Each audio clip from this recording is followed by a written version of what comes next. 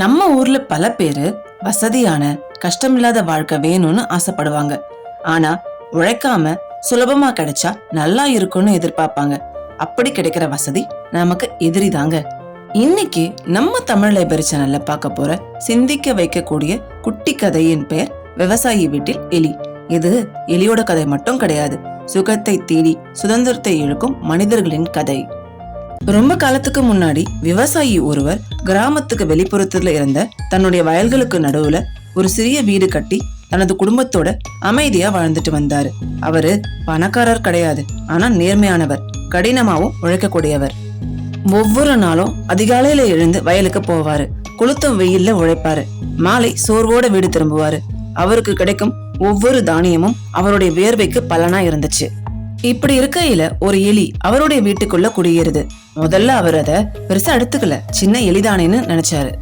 ஆனா அந்த எலி தினமும் தானிய மூட்டைகளை கடிச்சு உணவை அசுத்தப்படுத்த ஆரம்பிச்சது. துணிகளை கிழிச்சது. மனைவியும் கவலைப்படுறாங்க. விவசாயம் சோர்ந்து போறாரு. பல முறை எலியை பிடிக்க முயற்சி செய்யறாரு. ஆனா எலி மிகவும் மோசமாவும் புத்திசாலியாவும் இருந்தது. அவர் வந்த உடனே துளைக்குள்ள ஓடி மறைஞ்சிடும். என்ன செய்யலான்னு ஆழமா யோசிச்ச விவசாயிக்கு ஒரு யோசனை பிறக்குது. மறுநாள் சந்தைக்கு போய் ஒரு கண்ணாடி ஜாடியை வாங்குறாரு.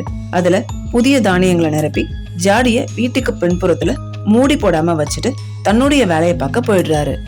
சில நேரம் கழிச்சு உணவை தேடி வந்த எலி அந்த ஜாடிய பாக்குது. ஜாடி முழுவதும் தானியங்கள். இனி உணவுக்காக அலைஞ்சு திரிய வேண்டியதில்லைன்னு சந்தோஷப்படுது.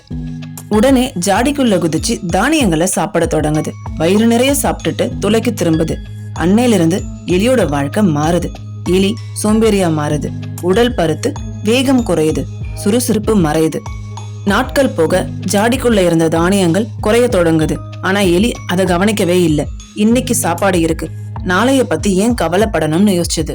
ஒரு நாள் வழக்கம் போல தானியங்களை சாப்பிட்டுட்டு ஜாடியை விட்டு வெளியில வர எலி முயற்சி செஞ்சது. ஆனா அதனால முடியல. காரணம், ஜாடிக்குள்ள இருந்த தானியங்களோட அளவு குறைஞ்சு போயிருந்தது. அது கவனிக்கல. அப்போதான் அது ஒரு உண்மையை உணர்ந்துச்சு. ஒவ்வொரு எளிதான உணவும் அதன் வலிமையை கொஞ்சம் கொஞ்சமா குறைச்சிருக்கு. ஒவ்வொரு வசதியான நாளும் அதனுடைய சுதந்திரத்தை பறிச்சிருக்கு. ஜாடிக்குள்ள தானியம் முழுவதும் தீர்ந்து போயிடுது. எலி அந்த ஜாடிக்குள்ளேயே உயிர் இழந்து போகுது. அந்த எலி ஜாடிக்குள்ள சிக்கியதால இறந்து போகல, முயற்சியை விட்டுட்டு வசதியை தேர்ந்தெடுத்ததால இறந்து போச்சு. ஒழுக்கத்தை விட்டுட்டு சுகத்தை தேர்ந்தெடுத்ததால இறந்து போச்சு. நீண்ட கால சுதந்திரத்தை விட குறுகிய இன்பத்தை தேர்ந்தெடுத்ததால இறந்து போச்சு. வசதி வாழ்க்கையை எளிதாக்கலாம், ஆனா போராட்டங்கள் தான் நம்மள வலிமையாக்கும். இந்த வீடியோ உங்களுக்கு பிடிச்சிருக்குன்னு நினைக்கிறேன். பிடிச்சிருந்தா மறக்காம லைக் பண்ணுங்க, ஷேர் பண்ணுங்க. முக்கியமா தமிழ் லைப்ரரி சேனலை சப்ஸ்கிரைப் பண்ணிடுங்க. மீண்டும் அடுத்த ஒரு வீடியோல உங்களை சந்திக்கும் வரை உங்களிடமிருந்து விடைபெறும் நான் யாழிசை.